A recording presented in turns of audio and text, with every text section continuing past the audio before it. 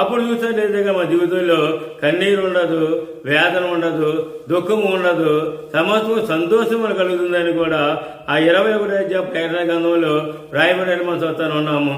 కాబట్టి ప్రభువైన యేసుక్రీస్తు మనతో ఉన్నప్పుడు, మనలో ఉన్నప్పుడు మనకి ఇహలో సంబంధమైనటువంటి వాటి విషయంలో మరి ఏమాత్రం మనం ఆలోచన చేయకుండా పర సంబంధం జీవితానికి జీవించడానికి సిద్ధపడతాం. కాబట్టి ఆ పరిశుద్ధాత్మ దేవుడి మనతో ఉండి ఇహలో సంబంధమైనటువంటి వేదన, కన్నీళ్లు, దుఃఖము, బాధలు, కష్టాలు, వ్యాధులు, బలహీనతలు అవి లేకున్నట్లుగా పరిపూర్ణంగా మన నిజతైనా కూడా ప్రతి అవసరంతో తీరుతాడు, పరిపూర్ణంగా మన శుద్ధీకరణ చేస్తాడు, పరిపూర్ణంగా మనం ఏం చేస్తాడంటే ఆయన ఆస్వాదించి ఆరోగ్యం ఇచ్చి ఆయన ఒక బిడ్డలుగా మనం స్వీకరించి దినదినం మనలో ఉండే మనల్ని నడిపిస్తూ ఉంటారు.